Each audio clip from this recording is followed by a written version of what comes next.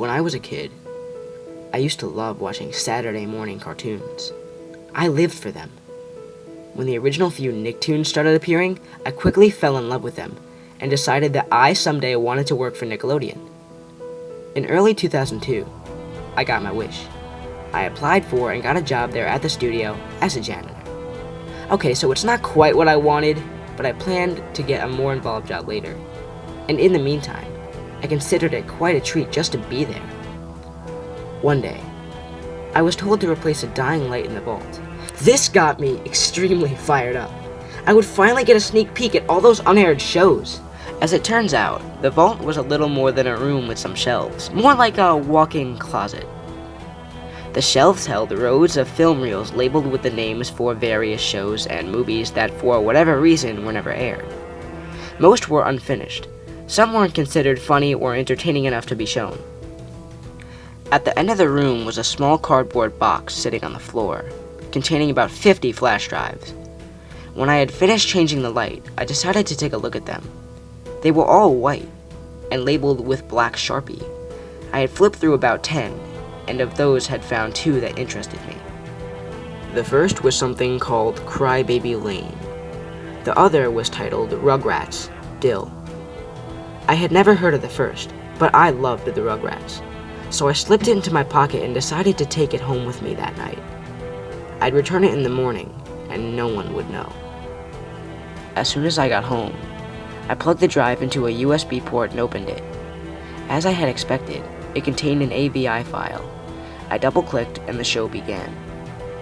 Unlike other episodes, it was a cold opening. Surprisingly, it was animated in the same style as the first movie. Very high quality for the show.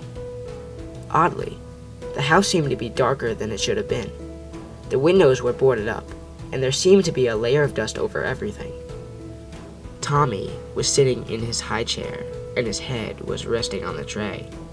He looked up slightly, and his eyes were horribly sunken in. His stomach was swollen, and he was dangerously emaciated. Poor Tommy hadn't eaten in days. Just when I thought it couldn't get any worse, the scene switched to the living room. There was a weird-looking image displayed just before the switch, which I print-screened. You are looking at it now. Dee Dee was sitting in a rocking chair, cradling a bundle.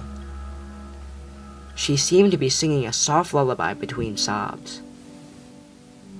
The camera turned to reveal what she was holding, a shriveled-up harlequin fetus with a white crust around its mouth. Dee Dee was holding an empty bottle to its mouth and continuing to sing that lullaby. It went to the normal credits at that point, though the text was in Cyrillic and I couldn't read it. The song was also slowed down a bit. The next day, I took the thing back and never brought it up to any of the staff. However, after work, one of them approached me. He never explained to me how he knew I had taken the drive, but it was obvious that he did. He told me that in the mid-90s, they'd had a female writer known to them only as Susan. She'd written a few decent scripts, though most were put away for later in favor of other scripts. She had a very young son, and she'd taken a leave for a second pregnancy. However, it was stillborn. The resulting trauma destroyed her relationship with her husband, who left her. Weeks later, people had gotten worried and called the police to go check on her. The officer who had arrived at her home found that she had hung towels up over the windows. Investigating the house with a flashlight, he found that Susan was dead in her chair, cradling what remained of the fetus. In the kitchen, the high chair was covered in a mass of flies. It didn't take an expert to know what was under them. According to my new friend, the episode I saw was the last one she had written before her leave. Apparently, she'd stayed up all night doing all the animation herself.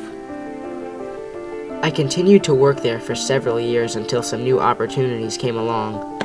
But until my last day on the job, I never went in the vault again.